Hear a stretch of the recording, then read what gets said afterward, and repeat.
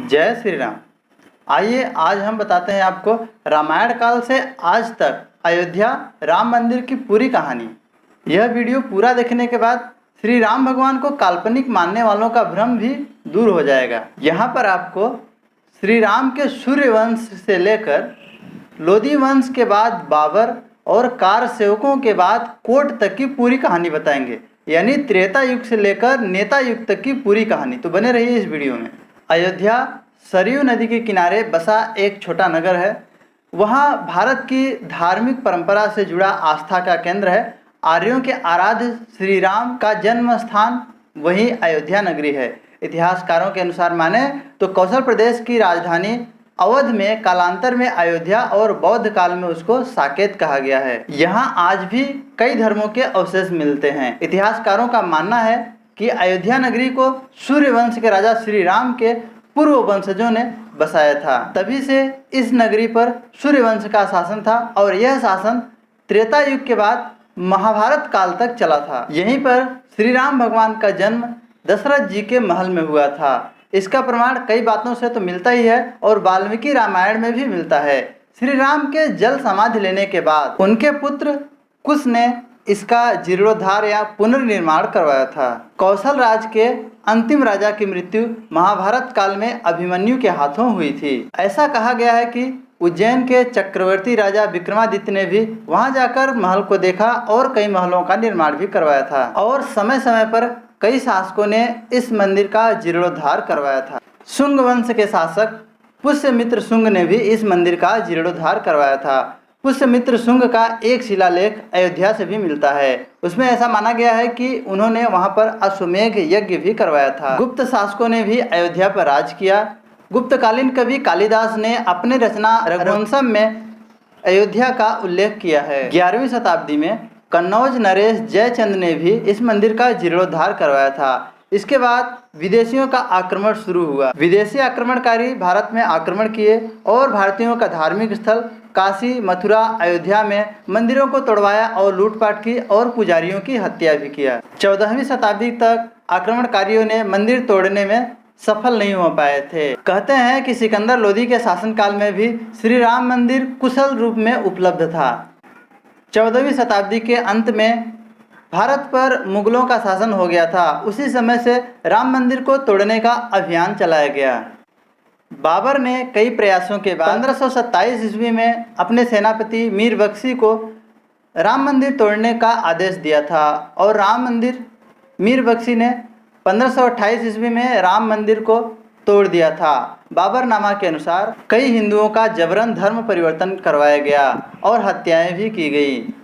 साथ में धर्म परिवर्तन न करने वालों पर जजिया कर भी लगाया गया और उसी समय यह विवादित ढांचा खड़ा करके बाबरी मस्जिद का नाम दिया गया। बाद में अकबर कुछ शांति स्थापित करने का प्रयास किया, लेकिन उसके बाद औरंगजेब आकर फिर निरंकुशता जारी रखी। मंदिर के ऊपर मस्जिद का ढांचा खड़ा किया गया। इसका सबूत मस्जिद के नीचे हुई खुदाई में प्राप्त हुए राम मंदिर के अवशेषों से भी पता चला है। 1576 ईस्वी में श्री रामचरितमानस की रचना हुई थी। उसके बाद भी कई बार हिंदुओं का संघर्ष राम मंदिर के लिए जारी रहा। फिर 23 दिसंबर 1949 को परिसर में श्री राम की मूर्तियां पाई गई, जिसमें ऐसा माना जाता है कि श्री राम भगवान खुद स्वयं प्रकट हुए थे। तत्कालीन प्रधानमंत्री पंडित नेहरू ने उस समय हिंदू मुस्लिम मुद्दों में गर्मा गर्मी देखते हुए उस स्थान को विवादित घोषित करके सील कर दिया था। बाद में फिर कई विवाद 1951, 1956, 1959, 1961 में भी हिंदू मुस्लिमों में संघर्ष जारी रहे। वह परिसर 1986 में श्रद्धालुओं के लिए भी खोला गया था। 1989 में श्री राम मंदिर के शिलान्यास के लिए खुदाई भी शुरू हुई थी। अयोध्या फैजाबाद जिले के अंतर्गत आता है। उस समय फैजाबाद के कलेक्टर ने खुदाई पर रोक लगा दी थी।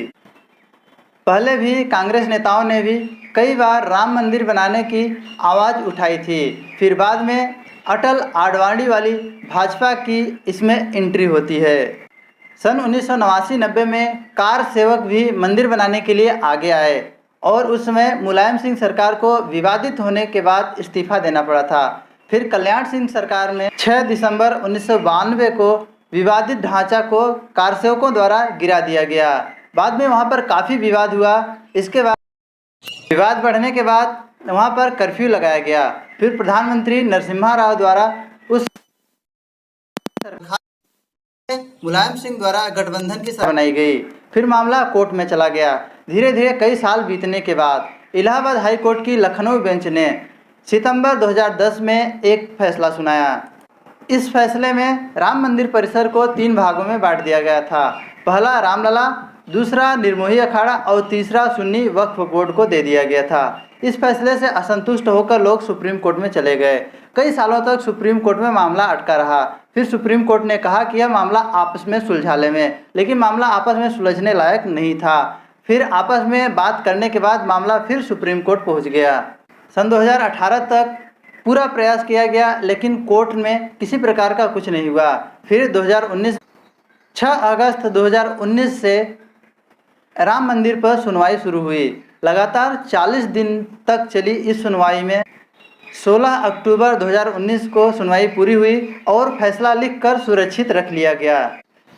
बाद में 9 नवंबर 2019 को सुप्रीम कोर्ट द्वारा फैसला सुनाया गया, जिसमें यह कहा गया कि मंदिर परिसर वाली ज़मीन 2.77 एकड़ ज़मीन श्री राम मंदिर के लिए है और उत्तर प्रदेश सरकार 5 एकड़ ज़मीन सुन्नी वक्फ बोर्ड को मस्जिद बनाने के लिए दे दी जाए और केंद्र सरकार श्री राम मंदिर ट्रस्ट की स्थापना करे। 5 फरवरी 2020 को श्री राम मंदिर ट्रस्ट का निर्माण किया गया और अब 5 अगस्त 2020 को प्रधानमंत्री नरेंद्र मोदी द्वारा श्री राम मंदिर का भूमि पूजन किया गया। यह थी अयोध्या श्री राम मंदिर की त्रेता युग से लेकर नेता युग तक की पूरी कहानी। कहानी कैसी लगी? अगर अच्छी लगी हो तो लाइक करें, ज़्यादा अच्छी लगी हो तो सब्सक्राइब और शेयर भी करें। फिर मिलते हैं अगली वीडियो में। जय श्री राम।